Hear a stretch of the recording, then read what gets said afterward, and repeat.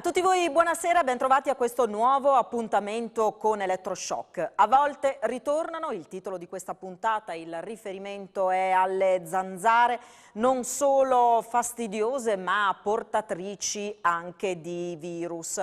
Lo sappiamo bene, lo abbiamo capito bene quest'anno, quest'estate, insomma, che è stata particolarmente dura su questo fronte. Tanti di noi hanno fatto i conti con le zanzare, con le punture di insetto. C'è stato appunto qualcuno che oltre al prurito ha dovuto fare i conti, come dicevamo, con West Nile, con Usutu. Ne avrete sicuramente sentito parlare, così come avrete sentito parlare del piano di disinfestazioni che è stato portato avanti anche nella nostra regione per affrontare la situazione.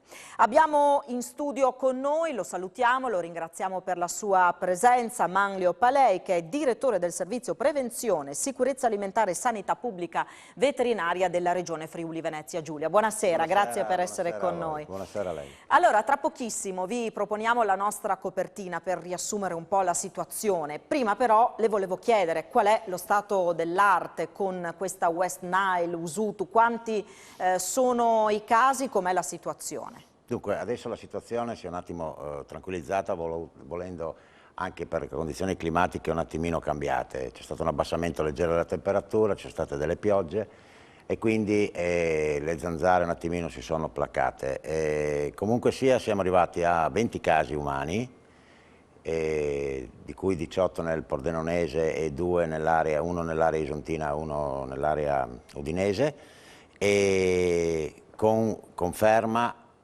a livello di laboratorio di lineaggio di West Nile neuroinvasivo, perché è fondamentale quella, la conferma del laboratorio nostro di referenza di Trieste, della SUGI, che ci dia la conferma che il virus sia neuroinvasivo, per poter poi attivarsi come ci siamo attivati col piano straordinario di disinfestazione. Quante persone hanno dovuto ricorrere alle cure in ospedale? All'inizio erano ospedalizzate 16 persone, dopodiché c'è stato anche un caso grave che poi dopo è rientrato e adesso sono stati, presumo che siano stati dimessi quasi tutti, insomma. Questo allora è un aggiornamento per quanto riguarda la situazione dal punto di vista sanitario, dal punto di vista medico. Come dicevo, nella nostra copertina andiamo un po' a ripercorrere quello che è accaduto sostanzialmente nell'ultima ventina di giorni. Vediamo.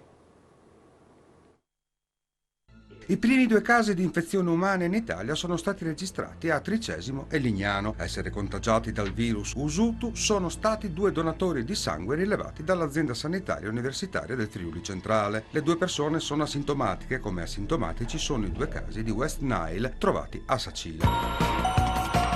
Il comune di Pordenone punta sui pipistrelli e sulla confusione sessuale per combattere il proliferare delle zanzare in città. Un problema, quello delle zanzare, che si è acutizzato proprio in questi giorni. Il fastidioso insetto, infatti, è il vettore principale per la trasmissione del virus della West Nile.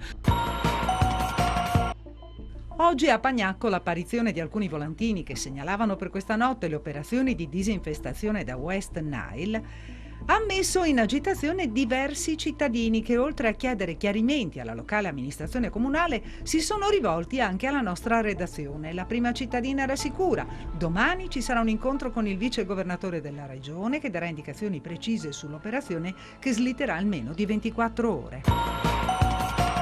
La disinfestazione antizanzare non riguarderà i bastioni di Palmanova e il campo approntato in vista della rievocazione storica rinascimentale del fine settimana.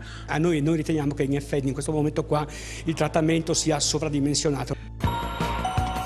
La diffusione del virus West Nile è stato oggi al centro di un incontro tra il vice governatore del Friuli Venezia Giulia, Riccardo Riccardi, e i sindaci della regione. I casi rilevati sull'uomo sono saliti a 20, ultimo della serie, uno individuato a Gorizia. Dobbiamo calendarizzare Tolmezzo e Verzenis, diverse aree del Pordenonese tra Sacile, Prata, Pravis Domini. Settimana scorsa era toccato a Udine Nord con 6 comuni coinvolti, ora invece tocca alla zona sud-occidentale del capoluogo. La guerra al virus West Nile non conosce tregua e prosegue l'opera straordinaria della regione per eliminare quante più zanzare possibili. Annullata per la seconda volta la disinfestazione contro la zanzara portatrice del virus di Usutu e West Nile a Tolmezzo. 50 cittadini la scorsa notte sono scesi in strada con l'obiettivo di bloccare il trattamento già programmato e saltato anche il 26 agosto. Questo un po' è quello che è successo negli ultimi 20 giorni, dicevamo, insomma l'abbiamo riassunto andando a recuperare un po' i vari servizi che abbiamo proposto nel nostro telegiornale. Abbiamo parlato anche di disinfestazione, ci sono state insomma un po' di polemiche, alcune preoccupazioni. Vogliamo chiarire un po' questa campagna di disinfestazione, come è stata organizzata, come si è svolta, come si svolgerà? Allora, naturalmente il tutto è fatto solo ed esclusivamente a tutela della salute pubblica, altrimenti non ci si muoverebbe. E questo a riscontro anche dei vari prodotti, anzi un prodotto solo che viene usato, che per fare un'azione in favore della salute pubblica si presume che non si utilizzi un prodotto che vada a discapito della stessa. Premesso questo, le azioni di disinfestazione sono state svolte di due tipi. Una dovuta alla positività che abbiamo riscontrato in animali, e una dovuta alle positività che abbiamo riscontrato in esseri umani.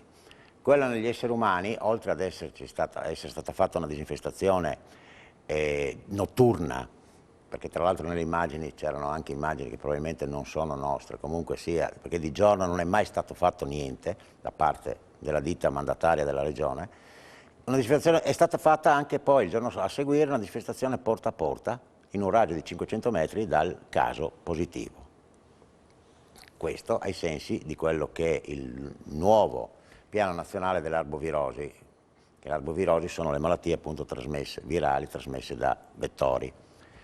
E quindi tutta questa eccessiva preoccupazione non mi risulta che dovesse esserci, dal momento, ripeto, che è stata fatta in totale, scientificamente, e poi anche rispetto per la salute, in funzione proprio della tutela della salute pubblica.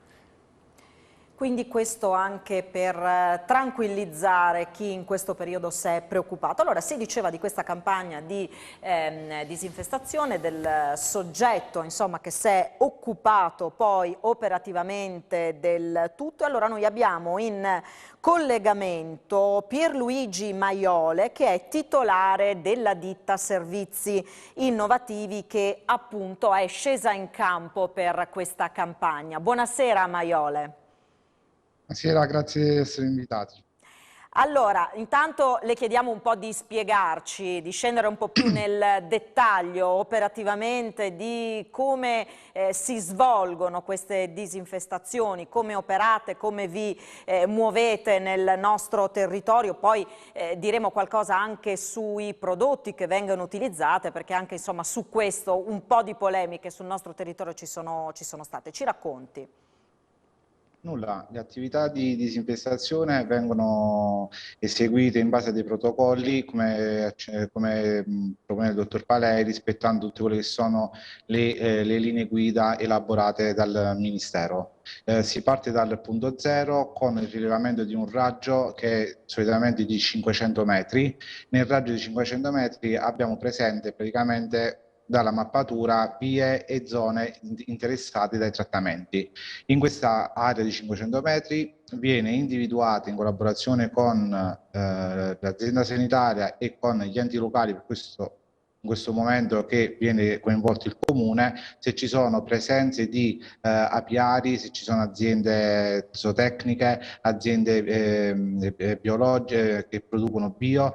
In base a questo viene fatto un'ulteriore mappatura di una distanza di 300 metri barra anche 400 metri dai siti sensibili, proprio per tutelare quelle che sono praticamente anche, ecco, come ad esempio le api, che è stato un grande punto, diciamo, di informazione, di telefonate, di email che abbiamo ricevuto. Per questo partiamo con la prima mappatura, che è il raggio di azione. All'interno di questo raggio vengono individuate le aree sensibili, dopodiché da questa mappatura rileviamo le aree che restano fuori da queste aree di interesse. Di queste aree di interesse vengono fatti dei sopralluoghi tramite l'impiego di Google Maps e con l'aiuto dell'ente comunale di tutte quelle che sono le zone arboree. Per questo parliamo di aree pubbliche dove sono presenti alberi, arbusti, siepi, ed il trattamento viene mirato solo ed esclusivamente in quei tratti di strada o comunque parchi pubblici dove è presente praticamente l'arboreo. Il servizio viene preventivamente, diciamo, organizzato e programmato con l'azienda sanitaria regionale, comunicato al comune che provvede a pubblicare la data, l'ora del servizio e le aree di interesse. Per questo specificano le vie in cui vengono effettuati i trattamenti. Oltre a queste precauzioni vengono anche affissi da noi azienda volantini di manifesti di avviso di intervento con delle prescrizioni che sono state elaborate insieme all'azienda sanitaria.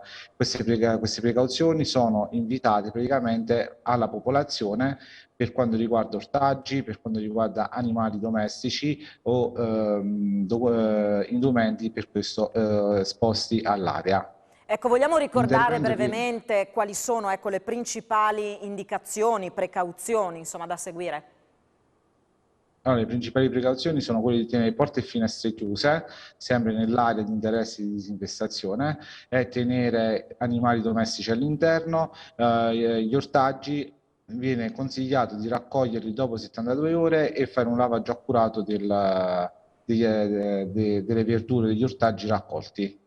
Abbiamo anche situazioni dove stessi cittadini hanno provveduto a coprire per questo i propri orti, a coprire che possa essere una piscina o anche stesso dei giochi dei bambini.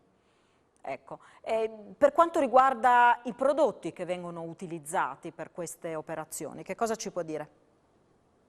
I prodotti indicati sono prodotti studiati ed impostati dal Ministero, per questo in base a degli studi scientifici e alle rilevazioni e alle infestazioni ci sono delle tabelle nazionali dove possiamo attingere un elenco di prodotti che possono essere impiegati per l'esecuzione delle attività sia adulticida che larvicida. Allora, ringraziamo intanto Pierluigi Maiole per queste prime indicazioni, facciamo una breve pausa per la pubblicità, poi ritorniamo insieme con Elettroshock.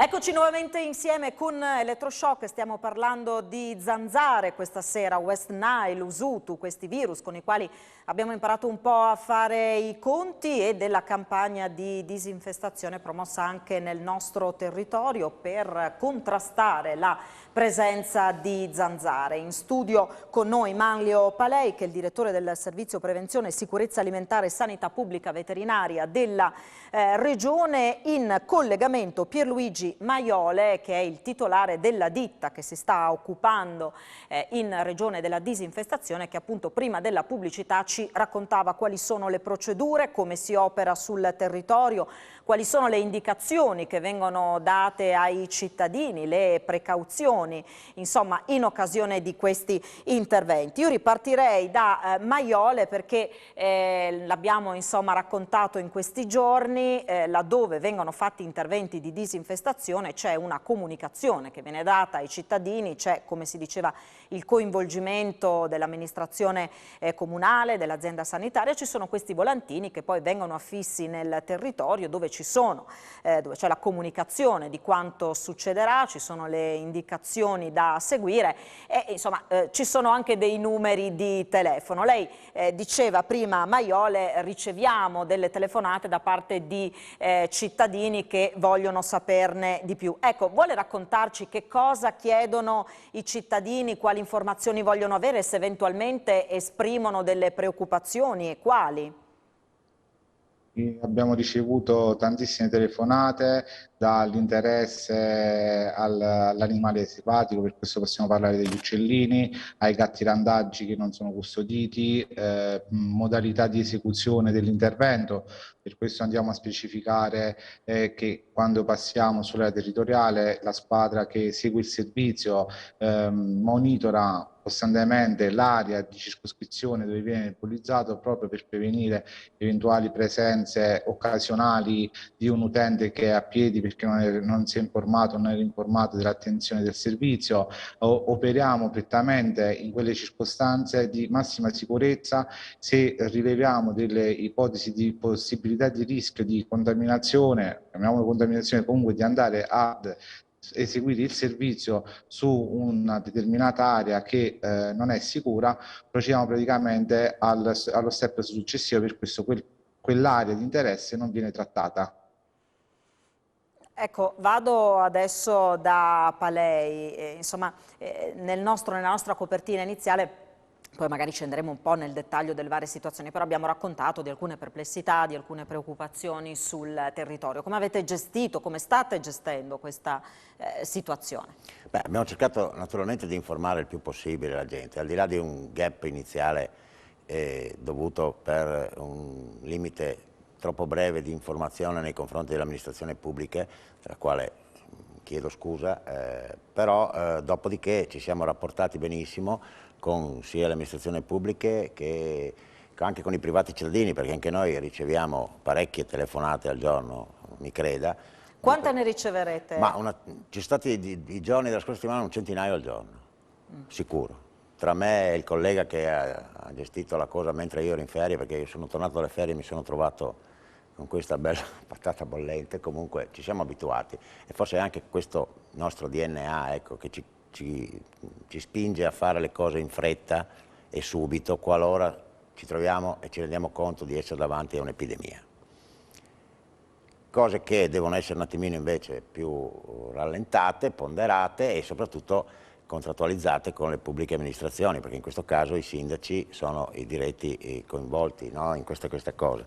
Adesso abbiamo effettuato le disinfestazioni, ormai sono finite, non abbiamo nuovi casi, quindi non si procederà oltre, sperando che non vengano fuori nuovi casi, ma ormai il clima è cambiato, insomma la situazione anche delle zanzare cominciano a diminuire e soprattutto è passato parecchio tempo dall'ultimo caso, no?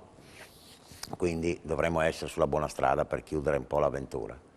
Va da sé che il prossimo anno dobbiamo essere pronti prima a livello preventivo con i larvicidi, con la campagna dei larvicidi che stiamo già conducendo come regione da 2 anni a questa parte, e magari alzare un attimino il tiro sia in quantità che in territorialità, perché fino adesso abbiamo sempre comunque trattato da una linea ipotetica da Pordenone a Gorizia, quindi il sud della regione. Perché? Perché il sud ci sono le lagune, ci sono gli acquitrini, c'è la vicinanza col Veneto orientale, che loro hanno un problema ben più grosso del nostro, e quindi abbiamo pensato di fare, il prossimo anno dovremo alzare sicuramente un attimino il tiro, perché abbiamo visto che abbiamo trovato positivi, sì, a oltre Udine e Pordenone, ecco, diciamo. Il caso di Verzegnis, il caso di Tolmezzo, insomma, chiaramente qualcosa è cambiato. E a questo proposito, qual è la situazione che vi siete trovati a gestire quest'anno? Cioè, che cosa di diverso è successo quest'anno rispetto agli ultimi anni? C'è stata un'esplosione generalizzata di positività. Noi, siccome in Friuli Venezia Giulia è da anni, da tantissimi anni, abbiamo in essere un piano, no, di sorveglianza epidemiologica con delle trappole che catturano le zanzare e vengono prese, portate allo zooprofilattico, esaminate. Già in marzo-aprile abbiamo cominciato a trovare i primi pool di zanzare positive nel Veneto orientale, ma era una cosa normale, perché spesso negli anni dal Veneto orientale arrivavano le trappole di Fiume Veneto piuttosto che Sesto Arregana, risultavano essere positive. Tutto su un colpo abbiamo avuto un attimo di silenzio, poi c'è stata un'esplosione proprio generalizzata, con i primi casi animali e subito dopo i primi casi umani. E questo è un po' quello che è successo, ma questa presenza, poi andremo a sentire anche un po' alcuni cittadini ai quali abbiamo chiesto com'è andata quest'estate dal punto di vista della convivenza con le zanzare. Insomma, ci siamo tutti accorti che ce n'erano di più, o forse ci infastidivano semplicemente di più. Questo come si spiega? Ha una motivazione? Ma sicuramente per un aumento della temperatura, un aumento delle condizioni climatiche. Poi prendiamo in considerazione 2 cose, perché quella che esce fuori spesso e volentieri nella foto è la zanzara tigre. Che non è quella... Che non è quella che porta la West Nile e Usutu. Comunque porta altri 3 virus, 3 tipi di virus, sì, quindi. E la zanzara tigre è veramente fastidiosa e quest'anno si è riscontrato un aumento di zanzare tigre e la gente sicuramente se ne è accorta, io personalmente per primo anche. E quindi le persone adesso, so che dopo aver fatto la disinfestazione abbiamo avuto riscontro di persone che ci chiamavano per poter avere i contatti diretti con la ditta e noi abbiamo detto chiamate una di capito? No? Per poter fare la disinfestazione a casa loro, perché non siete passati da noi, perché il raggio prevedeva quella circoscrizione. Pertanto, quindi a fronte di chi non vuole la disinfestazione c'è chi la chiede, certo, perché nel proprio territorio non viene effettuata. Allora, prima di sentire le voci dei cittadini a questo punto, andiamo a vedere qual è stata la situazione di Tolmezzo. Programmata una volta la disinfestazione, posticipata, poi alla seconda programmazione sono scesi in campo i cittadini. Allora pregherei la regia di mandare in onda il servizio proprio sulla situazione di Tolmezzo. Annullata per la seconda volta la disinfestazione contro la zanzara portatrice del virus di Usutu e West Nile a Tolmezzo. 50 cittadini la scorsa notte sono scesi in strada con l'obiettivo di bloccare il trattamento già programmato e saltato anche il 26 agosto. L'intervento sarebbe dovuto partire a mezzanotte e, come d'accordi con il servizio di prevenzione della regione, avrebbe coinvolto solamente alcune zone del capoluogo carnico, escludendo le frazioni. Una decisione presa a seguito della positività al virus Usutu rilevata in un volatile selvatico nel centro città e che avrebbe portato ad irrorare una sostanza antizanzare e adulticida in un raggio di 4 km a partire dal punto zero, evitando di avvicinarsi alle stalli e ai circa 60 apiari presenti nell'Interland. Per evitare la disinfestazione, i manifestanti si sono dati appuntamento nella zona della piscina, del campo sportivo, dell'ospedale e delle scuole, costringendo l'addetto al trattamento a fare marcia indietro. Non sono stati registrati problemi di ordine pubblico, ma il sindaco Roberto Vicentini, che già nei giorni scorsi aveva provato a mediare e ad ascoltare le istanze di apicoltori, allevatori e cittadini contrari, è rimasto piuttosto meravigliato. Se la volta scorsa avevo preso tempo per cercare di fare delle valutazioni, ha commentato il primo cittadino a Telefriuli, nei giorni scorsi avevo tentato di spiegare il motivo dell'ordinanza e del trattamento. La disinfestazione al momento è solo rinviata, ha riferito Vicentini. Modalità e tempi però saranno decisi nella riunione che si terrà giovedì mattina con i responsabili dell'azienda sanitaria. Lei si farà questa disinfestazione a Tolmezzo? Ma è nostra intenzione farla. Allora, sono contento che sia stato messo in onda questo servizio, perché io ho avuto riscontro direttamente nella nottata ed è stata l'unica notte che non sono uscito, perché c'è da dire che noi abbiamo seguito sempre le disinfestazioni notturne. Purtroppo a Tolmezzo non ci sono andato e c'è stato questo inconveniente. Allora, Tolmezzo consideriamo che noi abbiamo il 26 l'abbiamo procrastinata per motivi proprio insomma tecnici. Il sindaco più di una volta ci ha chiesto di tutelare gli apiari, cosa che noi abbiamo sempre comunque fatto, come ha spiegato il signor Maiole. Io ho dato delle direttive di mantenersi a 300 metri dagli apiari e qualora ci sia un intersecarsi di strade che coinvolga l'apiario non fare la strada. E abbiamo tolto Verzegnis perché ci è stato dato riscontro dal momento che noi abbiamo in banca dati nazionale tutte le anagrafiche degli apiari georeferenziati. Verzegnis avevamo già deciso di non farla. C'è stato l'intervento anche di un'azienda bio di Leggio che mi ha fatto dire togliamo anche il Leggio, perché oltre all'azienda bio non sapevo c'è anche un allevamento di lumache e degli apiari. A questo punto è inutile andare a fare 2 metri quadrati e togliamo anche il Leggio. Erano rimaste 9 strade di Tolmezzo, strade alberate, campo sportivo, cimitero e scuole e piscine. C'è stata questa manifestazione dei cittadini e naturalmente la disinfestazione non ha potuto avvenire, anche perché c'è stato anche un intervento dei carabinieri, insomma, quella notte lì. Adesso domani dovremo incontrarci col sindaco e vedere di stabilire le cose. e capire come andrà. Allora, vediamo se è ancora collegato con noi Pierluigi Maiole, chiedo alla regia, ecco, lo vediamo ancora, ma è capitato altre volte di vedere le operazioni interrotte per l'intervento dei cittadini contrari alla disinfestazione? Nel mio arco della vita lavorativa mai capitato. Il caso di Tolmezzo è il primo, insomma, nella sua Sì. attività. Ecco, ma cioè, che cosa ci può raccontare di quell'episodio? Insomma, Palei ci ha detto che cosa è successo, che situazione avete affrontato? Nulla, una situazione molto tranquilla e pacifica. Praticamente all'arrivo del personale con l'automezzo ha, diciamo, visto questi cittadini in giro per la strada. All'orario delle 23:59 ha iniziato a mettere in moto l'automezzo. Come l'ha messo in moto, praticamente si è visto un attimino, ecco, essere stato avvicinato da questi cittadini che giravano, camminavano lungo le strade interessate dagli interventi, praticamente qualche bicicletta che girava intorno all'automezzo. Da questa situazione, diciamo, si è evinto che non c'era disponibilità e possibilità di effettuare il servizio in massima tranquillità e sicurezza. Come diceva il dottor Palei, anche con la presenza praticamente dei carabinieri, abbiamo ritenuto di sospendere il servizio per una tutela sia pubblica innanzitutto, ma anche proprio del nostro personale, in quanto, ecco, è una manifestazione pacifica e onde evitare altri problemi abbiamo fatto questa scelta, insomma, in autonomia, ecco. Questa marcia indietro. Ringrazio molto Pierluigi Maiole, titolare della Servizi Innovativi, per averci, insomma, raccontato come si procede, come si opera. Grazie allora e buon lavoro.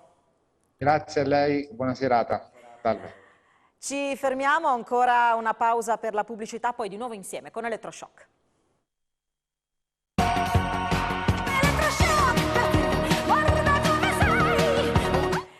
Eccoci di nuovo in studio con Elettroshock, stiamo parlando di zanzare questa sera, della campagna di disinfestazione che si sta svolgendo, che ha interessato diverse aree del nostro territorio. Abbiamo parlato anche di questi virus, Usutu, West Nile, insomma ne stiamo parlando un po' negli ultimi anni. Allora, per capire un po' di più che cos'è questa West Nile, che cos'è Usutu, di che malattie, di che tipologia di malattie stiamo parlando, abbiamo in collegamento il dottor Maurizio Ruscio, docente di medicina di laboratorio in biotecnologie all'Università di Trieste. Buonasera dottor Ruscio, grazie per la sua disponibilità.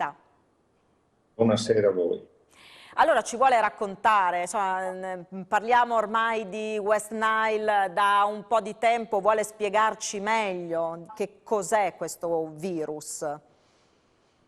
Sì, parliamo di una grande famiglia di virus, i flavivirus, che hanno la caratteristica di essere trasferiti all'uomo o agli animali attraverso dei vettori. Il West Nile, insieme a chikungunya, a Usutu, a dengue, sono trasmessi da punture di zanzare e da altri virus, encefalite di St. Louis e diversi altri virus non presenti in modo ubiquitario, mentre altri flavivirus, tipo il virus della TB, viene trasmesso dal morso di zecca. Questi sono virus neurotropi, cioè vale a dire che in una percentuale di casi molto limitata, parliamo del 1% delle persone che vengono infettate, sviluppano una malattia che appunto trae origine dalla regione dove negli anni 30 è stato isolato nell'Uganda il primo caso. E diciamo viene colpito da sintomi l'1% solamente delle persone infettate. Gran parte di queste persone, l'80-90%, ha solo una forma di tipo febbrile con sintomi simili influenzali, dolori articolari, che si risolve spontaneamente in pochi giorni. Il 10% di questo 1% di persone infettate sviluppa una forma neurologica. Il virus penetra con la puntura di questa zanzara, viene drenato nei linfonodi vicino alla zona della puntura, si sviluppa una risposta immunitaria che solitamente appunto riduce tutto in un piccolo inconveniente. Se il virus invece riesce a passare al sistema nervoso centrale, possiamo avere un interessamento degli organi centrali che possono essere da una meningite, da una encefalite, che è una forma più grave di infiammazione del cervello, fino a una forma di mielite. Ecco, questi casi per fortuna sono limitati e sono prevalentemente osservati nelle persone al di sopra dei 60-65 anni. Quello che rileviamo in questa particolare annata, che sostanzialmente rileviamo che i casi sono in modo esageratamente aumentati, in particolare non tanto in Friuli ma nella regione Veneto vicino a noi, e questo è sicuramente il frutto del cambiamento climatico. Un'estate come questa ce la ricorderemo, che ha indotto un aumento dei vettori. Ecco, questo virus ha come diciamo serbatoio degli uccelli, di solito corvidi o comunque altre specie di uccelli, e sostanzialmente l'uomo e il cavallo, gli equini, sono gli ospiti terminali. Viene mantenuto nell'ambiente la presenza del virus nelle zanzare e in questi volatili. Questa è un po' la situazione. Allora, quando è che un cittadino deve preoccuparsi? Lei diceva, appunto spiegava quali sono le percentuali nei casi di persone colpite, dice si può avere un po' di febbre. Diciamo che ormai tendiamo ad associare, visto il periodo storico, la febbre a un altro tipo ad un altro tipo di virus. A cosa dobbiamo prestare attenzione? Quando dobbiamo preoccuparci? Che cosa dobbiamo fare, insomma? Essenzialmente le persone che hanno una sintomatologia simile influenzale che si estingue in un paio di giorni non giungono neanche all'osservazione. Chiaramente uno stato più serio porta a cefalea intensa, a disturbi neurologici, rigidità nucale, quindi sono tutti sintomi abbastanza impegnativi, quindi uno stato di malessere che non porta il paziente a restare indifferente e a restare a casa. Volevo sottolineare anche un altro aspetto, l'importanza del fatto che appunto 80-90% delle persone sono asintomatiche. Il che vuol dire che quando c'è una donazione di sangue o di organi, sostanzialmente c'è un rischio di trasmissione con il sangue, per cui i centri trasfusionali sono stati costretti, diciamo così, ad attivare una serie di indagini di laboratorio molto accurate, molto accurate. Parliamo di NAT, quindi la diagnostica molecolare, che permette appunto di rilevare anche la presenza di virus nelle persone sintomatiche che vanno a donare sangue. Tra l'altro questo proprio è un sistema d'allerta, Palei, vero? Che è quello che poi ha consentito di individuare i casi anche nella nostra regione, i primi due casi. Erano donatori di sangue. È un sistema che abbiamo messo in piedi anche col collega e amico Maurizio, cioè i trigger, le trappole per le zanzare funzionano da trigger per le sacche di sangue, nel senso che quando, siccome come ha detto il professor Ruscio, le analisi sono molto accurate ma molto costose anche, prima si analizzava tutto a tappeto, allora abbiamo pensato di quando c'è una circolazione virale nelle zanzare, da quel momento si inizia effettivamente a analizzare tutte le sacche, e questo ha funzionato perché abbiamo riscontrato i casi dei donatori. Torno da Ruscio per capire che cosa possiamo fare per difenderci dall'attacco di queste zanzare. Che strumenti abbiamo a disposizione? Beh, credo che il dottor Palei ne sappia molto più di me di queste cose, però essenzialmente darei queste indicazioni in linea generale, credo che lui l'abbia già detto.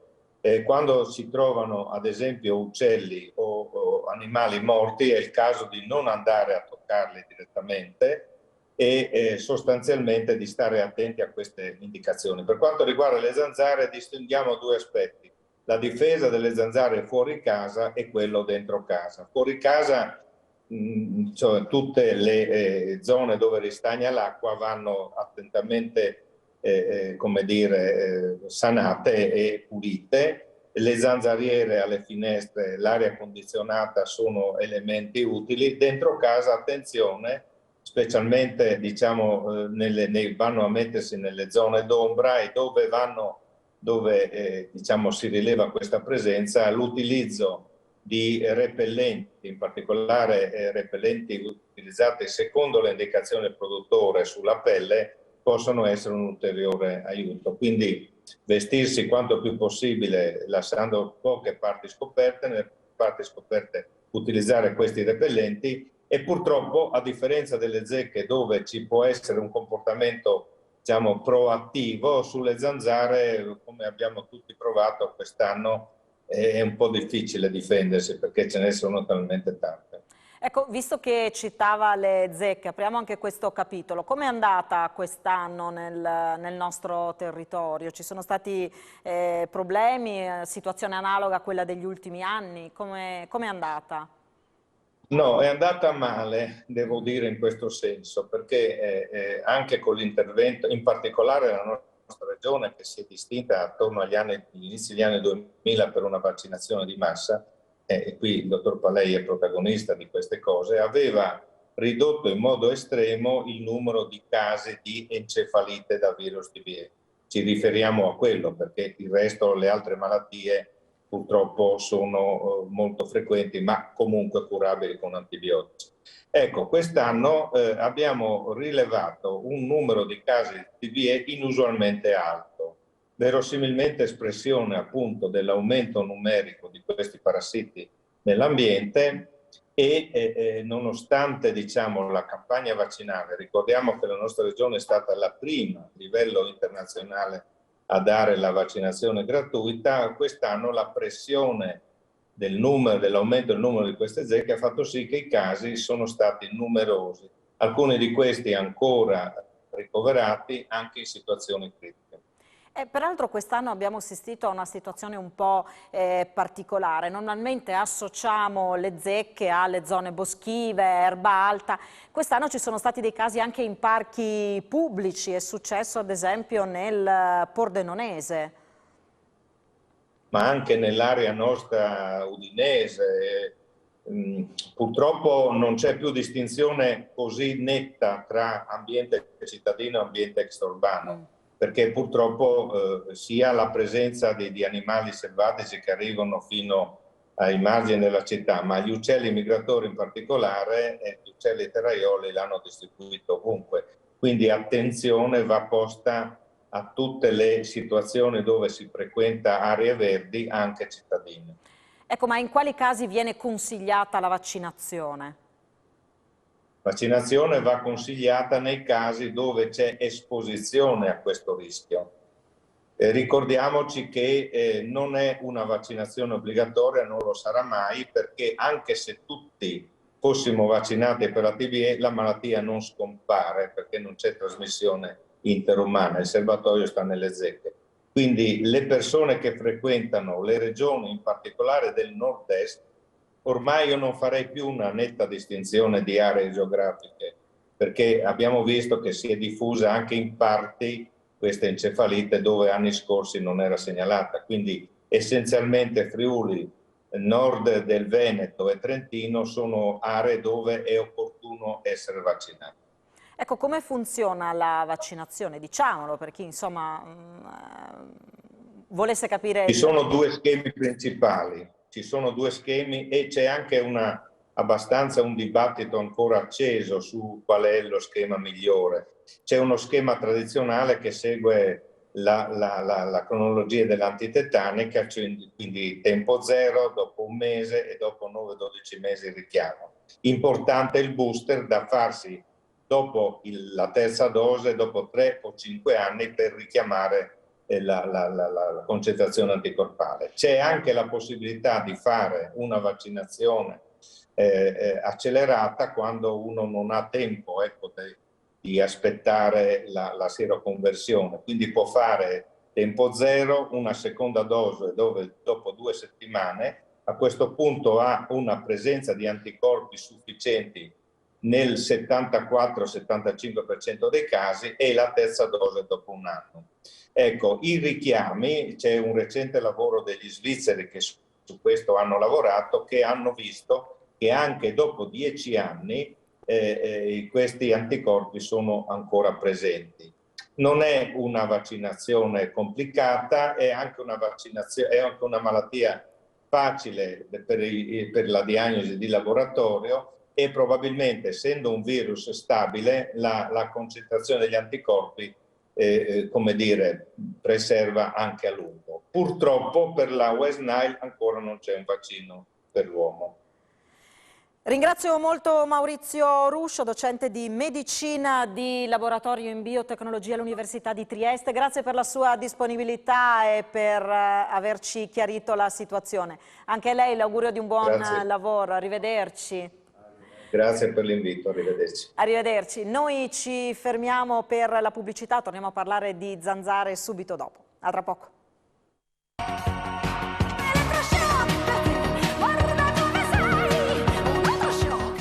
E allora torniamo in studio, torno da Manlio Palei, siamo partiti dalle zanzare, adesso col professor Ruscio abbiamo accennato anche alla situazione delle zecche, abbiamo capito anche su questo fronte, è stata un'annata insomma complicata, difficile, con numeri diversi rispetto a quelli ai quali eravamo abituati. Cambia la situazione, cambia il contesto, cambia il clima e questo è ciò che dobbiamo affrontare. Allora, dicevamo un'estate difficile per i cittadini alle prese con le zanzare tigre particolarmente fastidiose, la zanzara comune. La nostra Alexis Sabot è andata in città a Udine per capire qual è la situazione, qual è stata la percezione dei cittadini, come si sono difesi e che cosa ne pensano anche di queste campagne di disinfestazione. Sentiamo allora le interviste raccolte da Alexis Sabot. Come avete vissuto quest'estate con le zanzare? Terribile. Peggio di sempre? Peggio di sempre, anche dopo la disinfestazione che hanno fatto la settimana scorsa erano ancora più arrabbiate di prima. Io specialmente sono attaccato continuamente da loro. Non si ricordava un'estate così? No, nemmeno quando c'è stato il boom della zanzara tigre, no, così no. E la disinfestazione bisognava farla preventiva, perché una volta che sono già scappati gli animali dalla stalla, è inutile andare a chiudere le porte. È un po' difficoltoso perché anch'io sono un po' anche allergico e purtroppo sono fastidiose. Ho sentito l'altro giorno a Pagnaco, per esempio, che hanno fatto un po' di disinfestazione, un po' nelle aree verdi, un po' in giro così. Sei d'accordo sulla disinfestazione? Ma io sarei d'accordo. È una cosa assurda. Troppe? Troppe. Arriva dall'estero non... No, io vivo qua, però sono stato 2 mesi all'estero. Ho evitato, diciamo, il casino che è successo con le zanzare. Però adesso questi 2 o 3 giorni qua, avendo una casa anche singola, è pieno. Bello. D'accordo sulla disinfestazione? Certamente, se no. Bisogna farla? Bisogna farla, è normale, se no. Come fai, scusami? Nessun problema, io a casa mia metto 2 fornellini, uno per stanza. In casa, ma quando esce? Quando esce, adesso qui non ce l'ho, nelle Bermuda ho l'autano. È d'accordo sulla disinfestazione, visto... No. Secondo me basta prestare un minimo di attenzione a non farla entrare in casa quando si dorme. Fuori bisogna un po' di autan, chi soffre, c'è gente che non soffre questo problema. C'è gente che non soffre questo problema, ci sono tanti altri che invece non ne possono più. Allora, cosa ne pensa intanto delle dichiarazioni di questi cittadini? Insomma, sono dichiarazioni che ci stanno, insomma, nell'ambito di ognuno di noi. Abbiamo visto comunque che 2 su 3 o 3 su 4 ha detto che magari facessero la disinfestazione. Ma non è il problema è che di fare la prevenzione. Dobbiamo agire sicuramente nelle prossime annualità con un'attività larvicida molto più pressante e potente e soprattutto dobbiamo anche far sì che i cittadini si rendano conto che nelle loro proprietà private devono fare quelle 4 cose minime da fare: togliere l'acqua dai sottopiatti, mettere le pastiglie che vengono date anche gratuitamente dai comuni, perché considerate che la Regione è da anni che sta incentivando queste cose con dei fondi ai comuni che sono sì per le zanzare, ratti e termiti, lasciamo stare i termiti che non ce ne abbiamo, però spesso e volentieri la gente dice che va in comune e non hanno le pastiglie. Comunque sia, le pastiglie sono da mettere nei tombini dove c'è l'acqua stagnante, eliminare l'acqua dei sottovasi, avere le zanzariere, come diceva prima giustamente il professor Ruscio, cioè sono quelle 4 cose da fare per riuscire a tutelarsi, ecco. Ci ricordiamo di estati, di anni precedenti dove queste raccomandazioni su cosa devono fare i cittadini nelle loro abitazioni venivano ricordate e comunicate in maniera sicuramente più importante e più intensiva. Veniamo da 2 anni dove l'attenzione si è concentrata su altro, però ecco, forse vale la pena di ricordarle queste buone abitudini da adottare a casa, perché magari è facile dimenticarsi, poi tutti ci lamentiamo delle zanzare che ci pungono, però magari non facciamo attenzione a questi piccoli accorgimenti che tolgono sicuramente il fastidio, ma poi insomma abbiamo capito ci sono anche delle malattie con le quali fare i conti, insomma se possiamo evitarle è sicuramente meglio. Molti di noi ragionavano a proposito di questa campagna di disinfestazione, anche del fatto che sono state sollevate legittimamente, ci mancherebbe altro, delle preoccupazioni, motivo per il quale siamo qua questa sera, anche per fare chiarezza, per dare delle spiegazioni e delle delucidazioni. Anche qui nella nostra redazione si faceva riferimento al DDT. Stiamo parlando di molti anni addietro, è vietato dal 76, però più di qualcuno ricordava che cosa succedeva a Lignano, quindi a pochi passi da qui, dove questo DDT veniva spruzzato in maniera... Con gli aerei addirittura si procedeva. Insomma, molto è cambiato da allora. Molto è cambiato perché insomma da allora il DDT, tra l'altro, che è uno tra i più potenti cancerogeni, che per quello è stato tolto dal mercato, veniva utilizzato comunemente per la disinfestazione alle strade. Io mi ricordo, ero bambino, che a Pordenone, non a Lignano, a Pordenone passavano con gli stessi cannoni, magari non tecnologicamente avanzati come questi, che passavano di notte, col DDT però. Quindi, insomma, signore, la cipermetrina è un derivato del piretro, è un prodotto, come ha detto il signor Maiole, testato e validato dal Ministero della Salute. Nel range di altri tanti prodotti viene scelta la cipermetrina al 10% perché è anche quello un po' più blando degli altri rispetto agli altri. I trattamenti che vengono fatti nei cittadini, nei privati, che lo chiedono loro, ogni ditta ha un range di prodotti da utilizzare, non è detto che sia cipermetrina, può essere qualcosa di più potente, ecco. Cioè l'effetto che poi dopo si riscontra dopo un trattamento disinfestante in un privato che lo richiede, il privato è conscio di richiederlo e come tale vuole avere un risultato. La cipermetrina consente un determinato risultato che è inferiore rispetto a quelli di altri prodotti pur testati, autorizzati e validati dal Ministero della Salute. Io mi sento di tranquillizzare le persone perché so che dopo anni di lockdown, dopo tutto quello che abbiamo passato, ti arriva anche questa emergenza e i cartelli, disinfestazione, magari parole non più avessi, diciamo. Però, ripeto, vorrei tranquillizzare le persone dicendo che adesso speriamo di non andare avanti, ma se il prossimo anno dovessimo fare qualcosa, che non ci sono preoccupazioni alcune. Che non ci siano preoccupazioni alcune. E ad ogni modo ci sono le accortezze che tutti noi cittadini dobbiamo avere, perché poi si possono fare tutte le campagne che si vuole, ma se nel giardino rimane l'acqua stagnante, se nelle fontane non c'è acqua corrente, poi risolviamo una parte del problema che si ripropone a breve distanza. È così. Certo, l'attività preventiva è fondamentale, ecco, diciamo. Naturalmente io da direttore della prevenzione non posso dire altro, ecco. Bene, allora io ringrazio moltissimo Manlio Palei per essere stato con noi qui questa sera, speriamo insomma di avervi dato qualche elemento utile di riflessione, di aver superato qualche preoccupazione e poi questo richiamo al senso civico di tutti i cittadini, perché anche in questa battaglia è giusto che ognuno faccia la propria parte, piccoli accorgimenti che poi sono importanti per le nostre famiglie, per i nostri vicini di casa, per la comunità, insomma. Grazie ancora a Manlio Palei, grazie ai tecnici in studio e in regia, a chi ci ha seguito da casa. Alla prossima, arrivederci.